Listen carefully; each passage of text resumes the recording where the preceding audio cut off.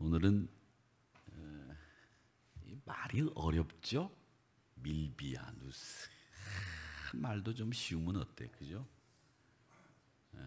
반포대교 다리의 전투 뭐 이렇게 하면 굉장히 쉬울 텐데 그냥 밀비아누스, 우스 이런 게 들어가는 건 그리스식 이름이에요. 그냥 간단하게 그냥 밀비오라고 그렇게 불러도 됩니다.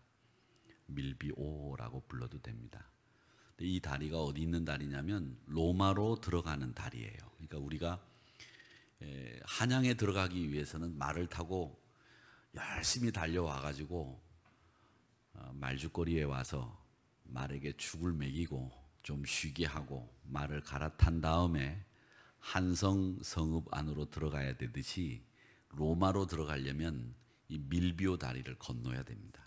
그래야 로마로 진군할 수 있습니다. 그 다리가 밀비오 다리인데 여기서 전투가 일어났는데 이 전투가 우리 기독교 역사의 한 획을 긋는 전투가 됩니다. 아주 중요한 전투이기 때문에 이 다리의 전투를 여러분들이 한번 꼭 짚고 넘어가셔야 됩니다. 그러니까 뭐 밀비아누스 이러면은 머리가 아프니까 그냥 밀비오 이렇게 외우시고, 밀비오도 외우시기 어려면 밀다리 이렇게 생각을 하시면 됩니다. 그 어렵게 뭐 이름이 중요한 게 아니니까 여기에서 있었던 그 전투가 왜 우리 기독교 역사의 중요한 기점이 됐는지를 아시고 우리가 그 교훈을 받으면 되니까요. 이 기독교 역사를 보면 항상 이 로마라고 하는 나라가 언제나 개입이 돼 있고 연루가 돼 있습니다. 로마라는 나라를 이해하지 못하면 어떻게 보면 성경이 잘 안 보여요. 제가 배설물이라고 하는 말씀을 드릴 때 그 배설물이 왜 우리가 느끼는 배설물과 다르냐라는 말씀을 드리지 않았습니까? 150만 명이라고 하는 좁은 로마 시내에 살면서 엘리베이터도 없는, 그리고 수도 시설도 없고 화장실 시설도 없는 4층짜리 아파트 같은 건물을 지어서 가난한 사람들이 위에 살다 보니까 그 배설물을 그냥 종이에 싸서 그냥 아무데나 버려버리는다가 그 밑을 지나다가 배설물을 뒤집어 쓰기도 하고 그 배설물을 밟기도 하는 아주 흉측스럽고 하루 종일 다니면서 안 만났으면 좋을 것 같은 냄새나는 그런 배설물이기 때문에 우리가 생각하는 이런 수세식 화장실에서 내려가는 배설물하고는 다르다, 이런 말씀을 제가 드렸는데, 그게 로마를 이해하고 배설물을 보면 훨씬 더 그 배설물이 얼마나 사람들에게 혐오스럽고 피해야 될 것인지 알 수 있다는 겁니다. 기독교가 한창 박해를 당할 때 이 로마는 황제가 혼자 나서서 이 큰 제국을 다스릴 수가 없으니까 이 황제는 보세요. 로마가 얼마나 큰지. 이게 빨간 게 다 로마입니다. 이 로마 제국이에요. 밑에 여러분 아시는 것처럼 이게 이집트까지도 다 로마 제국에 들어갔고, 여기 예루살렘, 그다음에 여기 터키 지역이죠. 이태리, 그리스 지역 다 로마입니다. 여기 스페인까지 다 로마가 관할하는 곳이죠. 자, 이렇게 로마 나라가 컸기 때문에 황제가 그냥 황제 혼자서 다스릴 수가 없으니까 부황제, 부사장을 만들어 가지고 야, 너희들도 나라를 띄워줄 테니까 다스려라. 그렇게 부황제 제도를 만들어서 큰 나라를 떼줬어요. 그런데 이 황제가 죽으면 이 부황제들이 황제가 되고 싶을까요? 안 되고 싶을까요? 되고 싶겠죠. 그러니까 이 부황제들끼리 황제가 되기 위해서 자기 군사를 동원해서 황제가 되기 위한 전쟁을 하는 겁니다.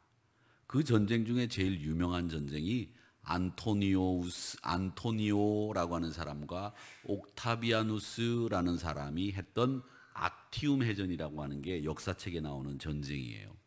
그 안토니오라고 하는 사람은 애인이 있었죠? 애인이 누구였는지 아세요? 코가 한치만 낮았으면 세상의 역사를 바꿔 놓았을 거다 했던 클레오파트라가 이집트 여왕이었는데 안토니오의 애인이었어요. 근데 안토니오하고 옥타비아누스하고 전쟁을 했는데 누가 이겼느냐? 클레오파트라의 애인이 이겼으면 좋았을 텐데 클레오파트라 애인이 졌어요. 그래서 클레오파트라도 이집트에서 알렉산드리아라고 하는 곳이 있었는데 그곳에서 자살하죠. 이렇게 안토니오와 옥타비아누스라고 하는 이런 부황제들이 황제가 죽으면 자기들끼리 전쟁을 해서 황제가 되기 위한 이런 전쟁들을 벌였어요. 그러니까 항상 내전들이 있었는데 오늘 밀다리 전투라고 하는 것이 바로 부황제들이 황제가 되기 위한 전쟁이었어요. 그렇게 이해를 하시면 되겠습니다. 자, 이렇게 나라를 다스리기 위해서 부황제 제도를 만든 이유는 이 서쪽으로는 스페인이 이슬람에게 넘어가죠. 그래서 이쪽에도 이슬람 세력이 크고 있었고 이쪽에도 이슬람 세력들이 커가고 있었고 또 이쪽 동쪽에서는 게르만족들이 계속 로마를 위협하고 있었어요. 그러니까 로마는 게르만, 그 다음에 저 위에 고트족이라고 하는 이상한 애들도 있었고 또 이슬람 애들도 있었고 하여튼 여러 종류의 애들이 로마를 위협하고 있었습니다. 그때 가장 탁월했던 마지막 박해를 했던 황제가 있습니다. 마지막 박해. 그 사람이 디오클레시안이라는 사람이에요. 디오클레시안. 여러분 이름 제가 많이 얘기해서 말씀을 드렸을 거예요. 이 디오클레시안 황제인데 이 사람이 언제 유명해졌느냐면 제가 한번 말씀드렸죠. 꽃보다 누나. 꽃보다 누이? 그 김자옥 씨가 돌아가시기 전에 유럽을 여행하는데 그 유럽에 저쪽에 로마, 이태리 건너편에 나라가 하나 있죠? 무슨 나라입니까? 건너편에 있는 나라. 축구 잘하는 나라. 크로아티아라고 하는 나라 아세요? 모르세요? 안 가보셨으니까 모르시죠? 저도 안 가봤습니다만은 그 크로아티아를 여행을 갔는데 그분들이 가다가 이 바닷가 옆에 스플릿이라고 하는 곳을 갔어요. 여기가 어디냐면 여기가 로마죠, 이태리죠. 여기가 아드리아인데 여기가 크로아티아라고 하는 부분이에요. 여기에 스플릿이라고 하는 바닷가 도시를 갔는데 그 성을 이렇게 보면서 그 여자 배우들이 이게 누가 지었는데 이렇게 이쁘게 지었어? 그랬는데 거기에 나오는 가이드가 디오클레시안이라고 하는 황제가 지은 궁입니다. 그렇게 얘기를 하더라고요. 근데 여러분 그때 못 보셨어요? 못 보셨구나. 한번 나중에 보세요. 이 디오클레시안 황제가 기독교를 마지막으로 박해한 황제예요. 근데 이 사람은 어떤 일을 했느냐면 성경책을 내놔서 다 분석행유라고 하는 말 아시죠? 성경책을 불태워라. 그러면 너를 살려주고 성경책을 불태우지 않으면 너는 네가 불태워져야 된다. 이렇게 했던 마지막 황제가 이 디오클레시안 황제예요. 근데 이 사람이 사실은 역사책에 보면 이 사람이 기독교인들을 그렇게 박해하지는 않았다 그래요. 이 사람의 부황제였던 갈릴레오라고 하는 사람이 있었어요. 간단하게 말씀드리면 이 갈씨가 이 황제에게 가가지고 황제님 기독교인들을 죽여야 됩니다.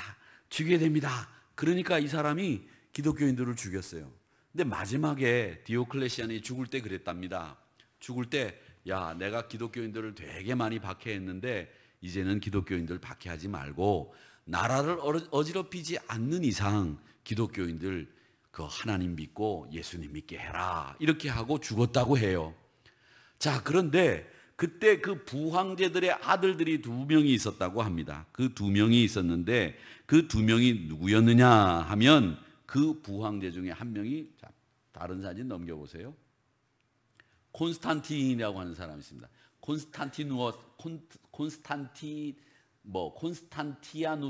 콘스탄티누스 이러는데 그냥 콘스탄틴 하면 여러분 그냥 기억하기가 좋을까 봐 탁 줄여놨어요. 생기기를 어떻게 생겼어요? 눈도 크고 부리부리하게 잘생겼죠? 이게 흙으로 만들어서 이게 돌로 만든 거니까 그렇지 살아있다 그러면 잘생긴 얼굴이에요. 그렇죠?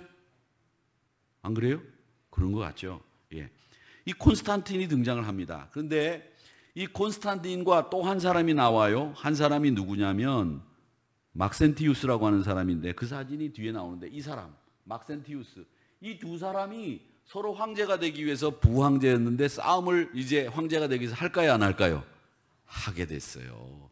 그래서 이 콘스탄틴이 이 막센티우스하고 전쟁을 하게 됐는데 그 전쟁을 어디서 했다고요? 밀다리에서 했다고. 알겠어요? 그게 오늘 이 밀비아누스 다리의 전투예요. 이 두 사람이 싸운 전쟁. 알겠습니까? 예? 알겠죠? 우리 다리 그러면 저 진천에 들어가면 농다리라고 하는 게 있고, 또 저기 가면 흑교라고 하는데 흑다리라고 그렇게 부르고 그러는데, 이건 밀다리라고 부르면 간단해요. 밀다리 전투, 이렇게 이해를 하시면 되겠습니다. 자, 그런데 이 콘스탄틴의 어머니가 또 유명해요. 콘스탄티누스인데, 콘스탄틴의 어머니가 이 사람인데 헬레나예요. 한번 이름은 꼭 따라해 보시기 바랍니다. 헬레나. 이걸 헬레나라고 하는 이름은 영어 이름으로 하면 헬렌이에요. 헬렌 한번 해보시죠. 헬렌. 이 여자가 아주 유명한 여자예요. 이게 콘스탄티누스하고 어머니하고 십자가 옆에 있는 사진, 이 성화인데, 이 헬렌이 왜 유명하냐? 여러분 아셔야 됩니다. 이 여자는 콘스탄틴의 어머니인데 출신이 별로 좋지 않아요. 선술집. 전 선술집이라고 하는 게 어떤 게 선술집인지 모르겠는데, 선술집 하녀였대요. 선술집에서 술을 따라주는 기생축에도 못 들어. 하녀. 그 다음에 마구간직이었답니다, 어머니가. 그러니까 우리나라로 따지자면 조선조 시대 때 여러분 아시는 영조 알죠? 영조. 사도세자 아버지, 뒤주의 아들 죽인 그 아버지 영조가 엄마가 누구냐면 무술이었어요. 무술이가 뭐 하는 사람이냐면, 왕이 야, 나 발 씻을 물 좀 가져와라 그러면 발 씻을 물을 떠갖고 오는 사람을 무술이라고 불렀는데, 그 무술이가 보니까 마음에 들어. 그래가지고 그 무술이 사이에서 난 아들이 누구냐면 영조예요. 그렇듯이 이 콘스탄틴도 어머니가 마구간지기에다가 선술집 하녀였으니까 출신 성분이 그렇게 좋지 못했죠. 그러니까 이 콘스탄틴의 아버지가 이 콘스탄틴을 낳고 난 뒤에는 에이 비천하고 보기도 싫다 나가라 그래서 쫓아냈어요. 그리고 난 뒤에 아버지가 죽고 난 뒤에 이 콘스탄틴이 정말 효자라 어머니를 황궁으로 불러들였어요. 그래서 어머니를 극진하게 섬겼답니다. 정말 효자였다고 그래요, 콘스탄틴이. 그런 효자 아들 두시기를 축원합니다. 예. 여러분 못 모르고 지금 아멘 하신 분은 그렇게 되기를 축원합니다. 못 모르고 아멘 못 하신 분들도 그렇게 되기를 축원합니다. 이런 콘스탄틴 같은 아들이 있어야 돼요. 근데 이 콘스탄틴이 그렇게 효자였는데, 이 어머니 헬레나가 왜 중요하냐? 이 어머니 헬레나가 왜 중요하냐? 여러분, 우리가 성지에 가보면 예수님이 묻힌 갈보리 언덕 위에 세워진 성모교회라고 있습니다. 성모교회. 그 성모교회를 이 헬레나가 지었어요. 아시겠어요? 그 다음에 또 예수님 베들레헴에 가보면 탄생교회가 있어요. 그 교회도 누가 지었을까요? 헬레나가 지었어요. 또 나사렛에 가면 마리아가 천사로부터 네가 이제 아기를 가질 건데 그 아기를 이제 낳게 되면 이름을 예수라 하라 그러면서 수태고지를 받았던 그 자리에 기념하여 교회를 세웠는데, 그 수태고지 교회도 누가? 헬레나가 세웠어요. 엄청 많이 세웠죠. 이 중요한 성묘교회, 탄생교회, 수태고지 교회를 이 어머니가 지었는데 교회 규모가 어마어마해요. 아무리 옛날이고 왕이라고 했지만 이 어마어마한 교회를 세 개나 지을 수 있었다고 한다면 그 믿음이 보통 믿음이 아니었겠고, 그 힘이 보통 힘이 아니었겠죠. 안 그렇겠습니까? 힘이 없으면 이렇게 교회를 3개씩이나 크게 못 지었을 거예요. 또 하나, 저기 여러분들이 요즘에는 성지순례를 가면 시내산을 못 가지만 시내산에서 올라갔다가 내려오다 보면 큰 수도원이 하나 있어요. 그걸 성 캐더린 수도원이라고 부릅니다. 그 캐더린 수도원 안엔 사해사본이 있고 아주 중요한 기독교 문서들이 많이 있는데, 이 캐더린 수도원은 목회자에 한해서 안식년 때 연구년에 여기에 오셔서 연구할 수 있도록 해주는 이 성 캐더린 수도원이 있습니다. 제가 꿈이 여기서 한 달만 살아보는 게 꿈이에요. 그런데 아직까지 그 꿈을 이루지를 못했는데, 이게 들어가는 문이 이렇게 생겼습니다. 여기서 밧줄을 내려주고 바구니를 내려주면 그 바구니를 타고 올라가게 돼 있어요. 왜 이렇게 돼 있겠습니까? 워낙 외적들이 침입을 많이 하니까 문이 이렇게 돼 있어요.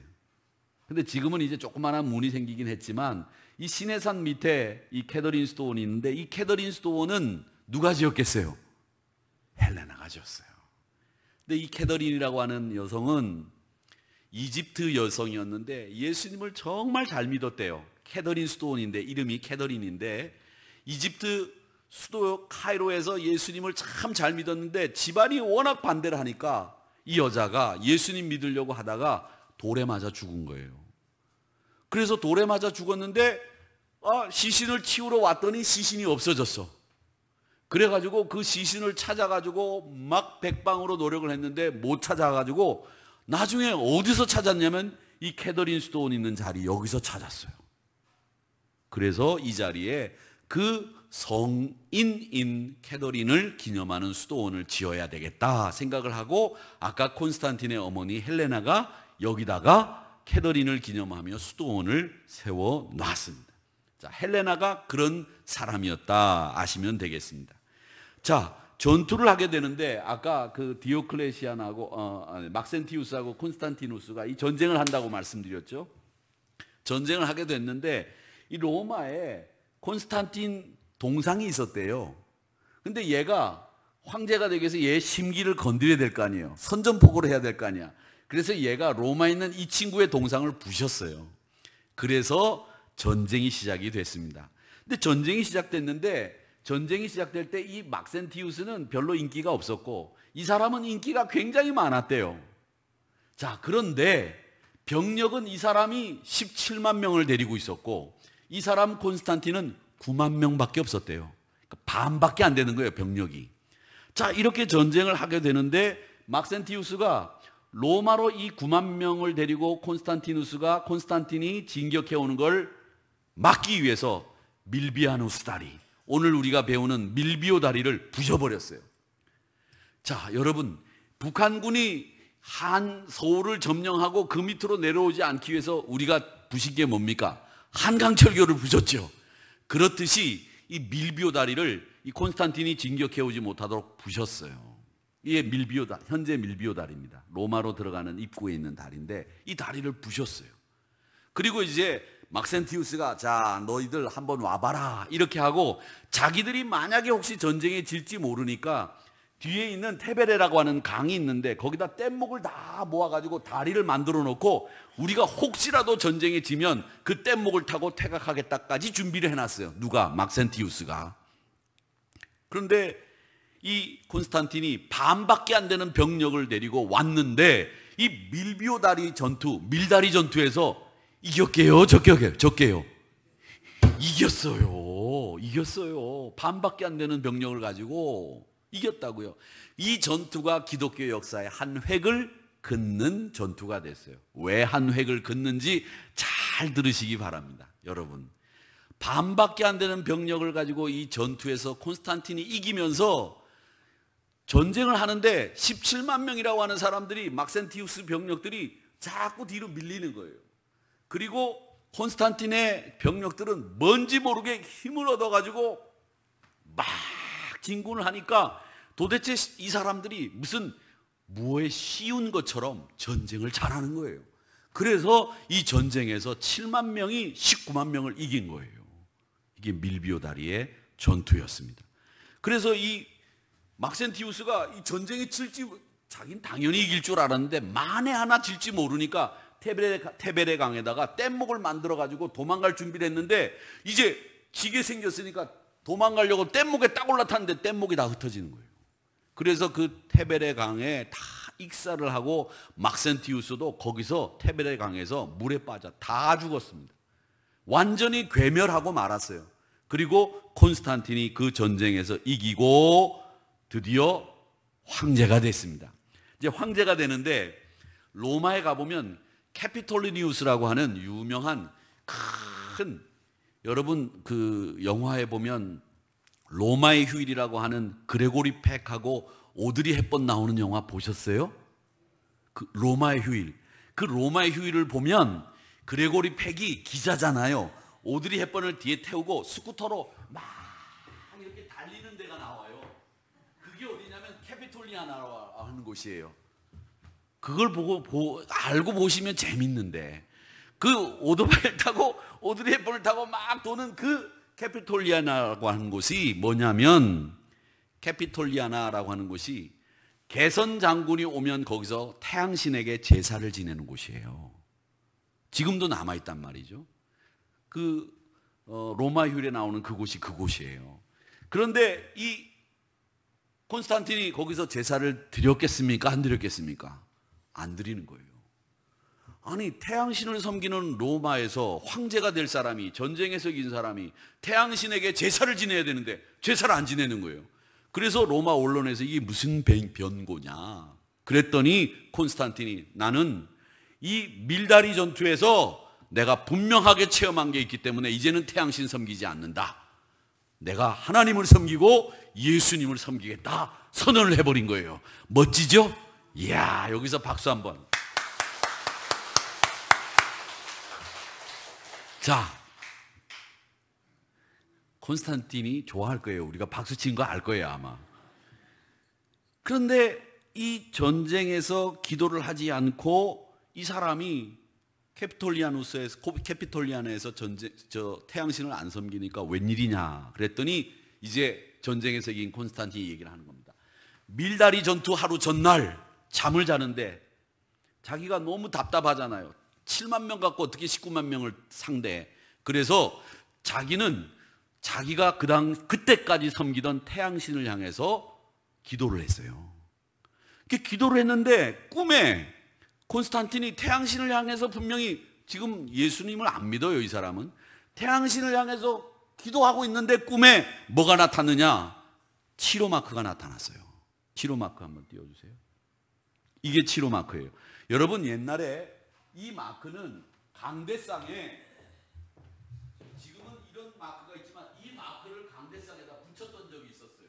지금은 이걸 붙인 강대상이 없는데 이 마크를 강대상에 붙입니다. 이게 그리스도라는 뜻이에요. 예수 그리스도의 약자를 앞에 예수와 그리스도라고 하는 말을 합쳐 놓은 거예요.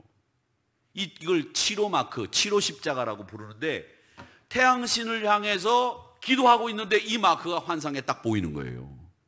그러면서 꿈에 그가 어떤 음성이 들리냐면, 이 마크를 붙여서 승리하라라는 음성이 들린 거예요.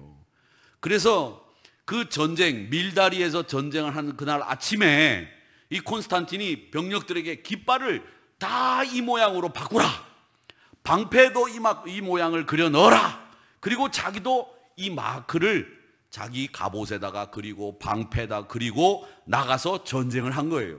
그런데 그 전쟁에서 7만 명 갖고 19만 명을 이겼어요? 졌어요? 이겼어요. 그러니까 콘스탄틴이 태양신을 섬기면서 전쟁을 하려고 기도를 하러 갔다가 하나님의 계시를 받은 거죠. 그래가지고 그 전투에서 이겼으니까 개선장군으로 들어와서 황제가 되면서 태양신에게 제사 지내겠습니까? 안 지내겠습니까? 나라도 안 지내지. 그러니까 나는 안 지낸다. 나는 이제부터 예수님만 섬기겠다. 그러면서 이 사람이 예수님을 믿기로 작정을 한 거예요. 그런데 이 어머니 헬레나가 훨씬 더 믿음이 좋아서 황제인 아들의 힘을 빌어서 그런 교회들을 짓기 시작을 했고, 어머니가 그런 열심을 다해냈던 겁니다. 그래서 이 헬레나가 기독교 역사에 굉장히 큰 족적을 남긴 여인이 됐어요.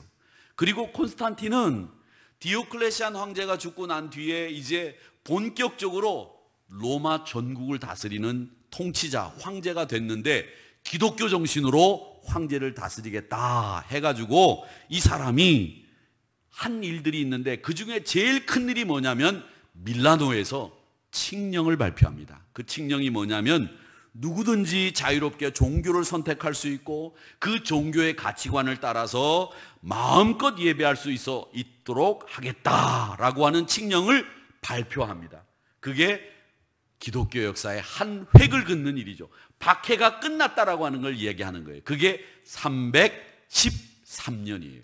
외우기도 좋죠. 313이에요. 313 아시겠죠?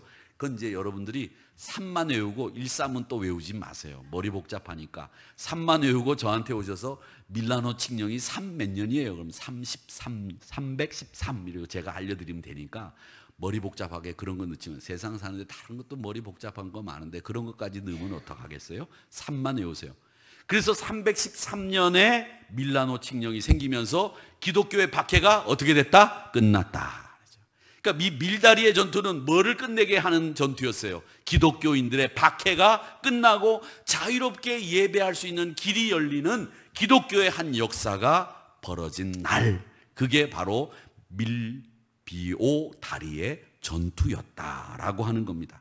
그래서 이 콘스탄틴 대제가 이 밀라노에서 예수 마음대로 믿어도 좋다 그렇게 얘기를 하면서 자기는 나는 그리스도의 개인적으로 나는 그리스도의 수호자가 되겠다.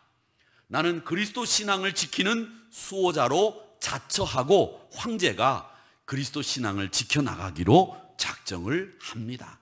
그러면서 기독교가 이제 완전히 로마 세계로 퍼져나갈 수 있도록 만들어주는 황제가 됐다라고 하는 겁니다. 이게 밀라노 칙령 313년에 있었던 칙령이에요. 그 칙령이 이 콘스탄틴의 치적 중에 첫 번째 치적이에요. 이제는 박해가 있느냐? 없습니다. 예수님을 마음껏 믿을 수 있게 됐다는 겁니다. 또 콘스탄틴이 두 번째 한 치적이 있어요. 그게 뭐냐면 성탄절을 제정했습니다. 성탄절이 원래는 1월 3일이나 5일 날 성탄절을 지켰는데 지금도 동방교회, 정교회에서는 1월 3일 날 성탄절을 지킵니다.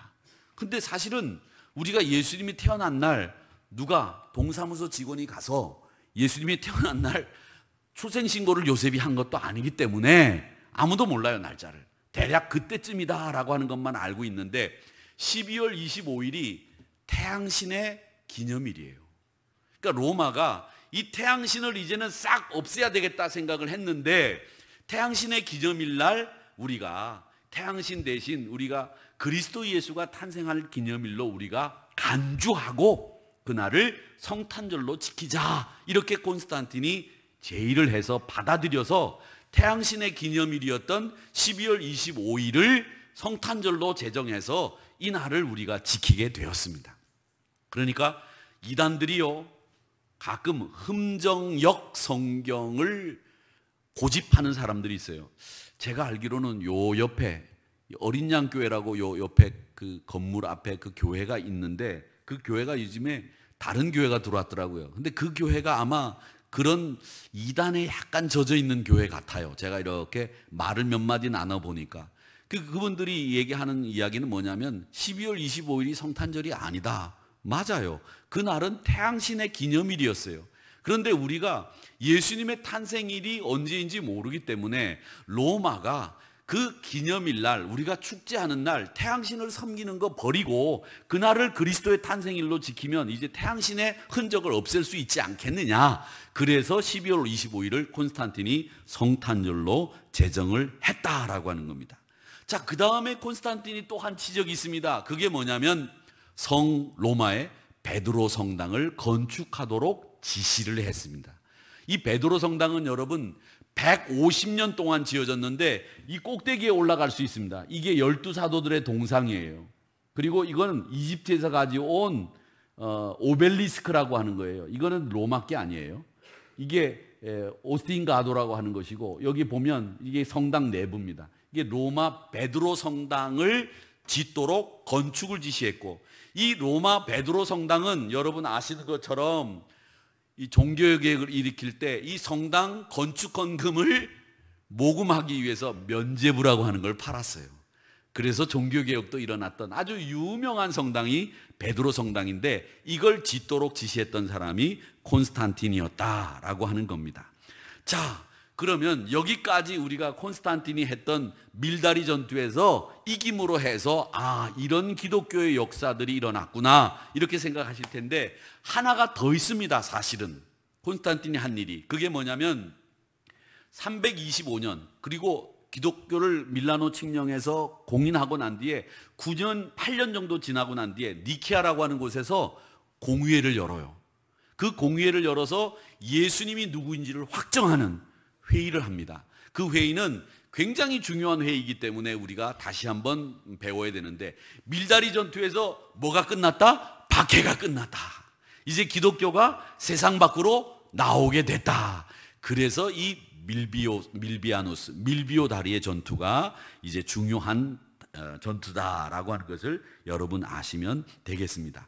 자, 그러면 우리가 이 콘스탄틴 대제가 기독교를 공인하게 된 이 밀비오 다리 전투를 통해서 배우게 되는 의미는 뭐냐? 오늘 우리가 골로새서 1장 20절 말씀을 같이 읽었는데, 이 말씀을 한번 보세요. 십자가의 피로 뭘 이루었다고요? 화평을 이루었다. 땅에 있는 것이나 하늘에 있는 것들이 예수 그리스도로 말미암아 자기와 화목하게 되기를 기뻐하심이라. 하나님과 그리스도가 화목하게 되는 것을 기뻐하셨다, 이 이야기합니다. 뭘로? 십자가의 피로 화평을 이루었다는 거예요. 제가 이 말씀을 선택한 이유는 뭐냐면, 이 밀다리 전투를 통해서 콘스탄틴이 기독교의 박해를 끝냈지만, 이제 기독교가 세상에 나와서 화평을 추구하는 종교가 될 수 있었던 계기가 됐다는 겁니다. 결국 이 말은 뭐냐면, 기독교가 가지고 있는 제일 근본적인 가치는 뭐냐면 화평이에요. 화평. 샬롬이라고 하는 거예요. 하나님도 샬롬의 하나님이고, 하나님도 화평의 하나님이고, 예수 그리스도를 이 땅에 보내신 것도 사실은 뭐 때문에 보내셨느냐? 화평케 하시기 위해서 그의 피로 화평을 이루사 땅에 있는 것, 하늘에 있는 것들이 다 그리스도 예수로 말미암아 하나님과 화목되게 하시려고, 그걸 기뻐하시려고, 이 화평케 하시려고 보내셨다라고 하는 겁니다. 그러니까 여러분, 화평케 하는 것, 그것이 우리의 사명이고, 화평을 위해서 그리스도가 오셨다고 하는 이 사실을 이 밀비오 다리 전투에서 다시 한번 확인하는 겁니다.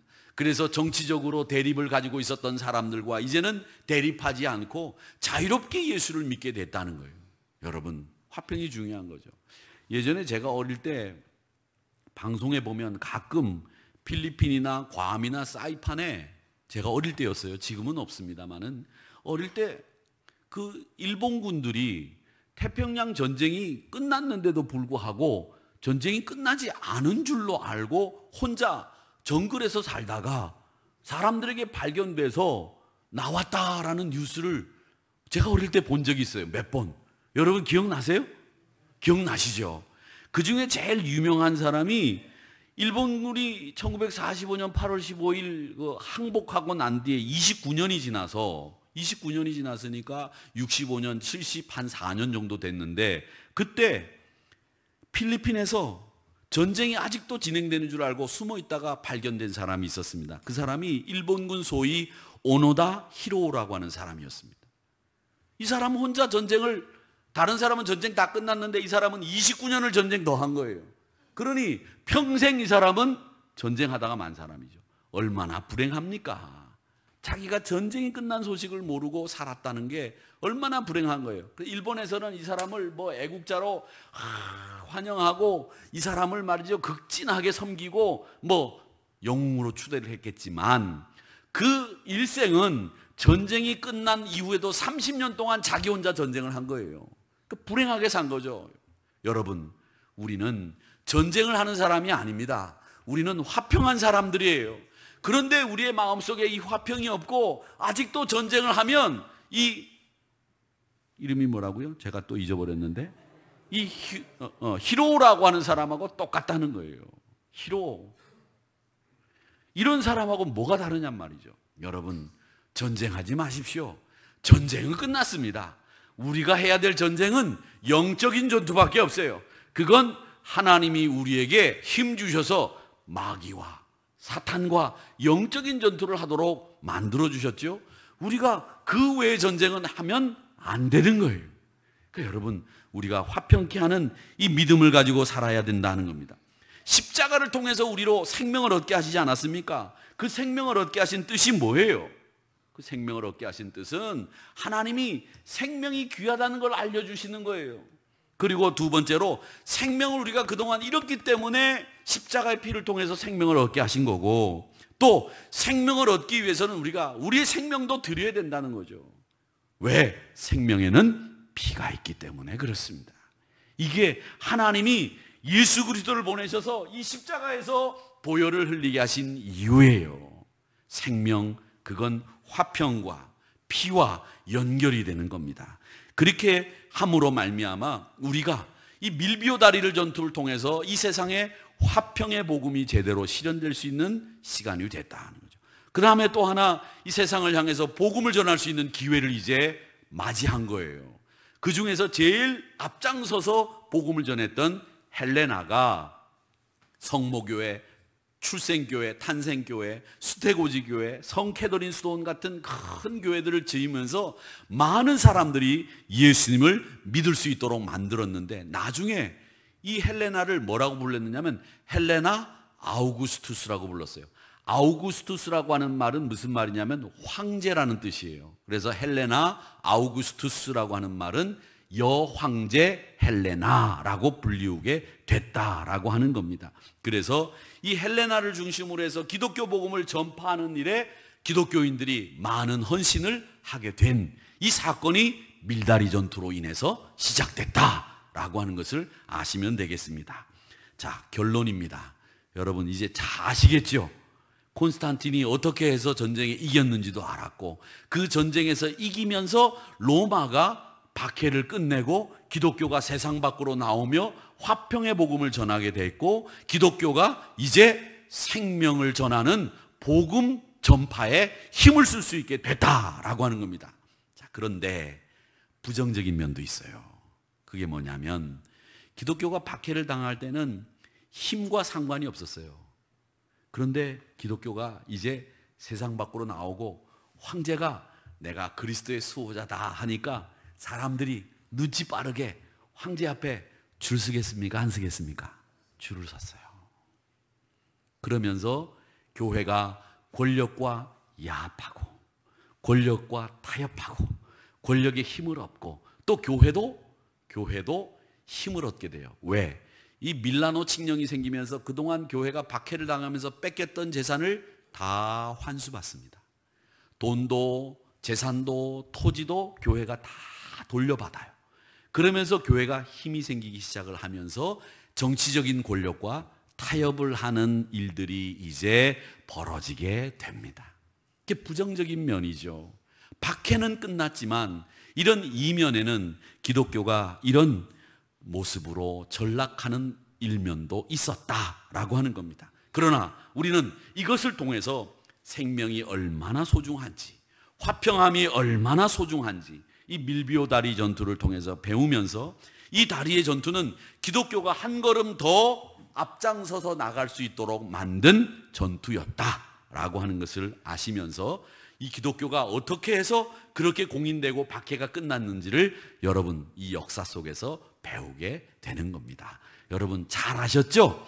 기독교가 그렇게 해서 공인이 됐고 기독교가 복음을 전파할 수 있는 기회를 맞이하게 되었습니다. 우리 모두 이제 이런 화평한 시대에 복음 전할 수 있는, 마음껏 복음을 전할 수 있는 이 환경에 사는 우리들이, 박해가 없는 이 시대에 사는 우리들이 해야 될 일이 뭔지를 이 밀비아누스 다리 전투를 통해서 교훈받게 됩니다. 우리 사랑하는 성도 여러분, 복음 전하는 일에 또 우리가 이제 파인넷 전도 운동을 다시 시작하는데 우리가 복음 전하는 일에 최선을 다하시는 저와 여러분이 되시기를 주님의 이름으로 축원합니다.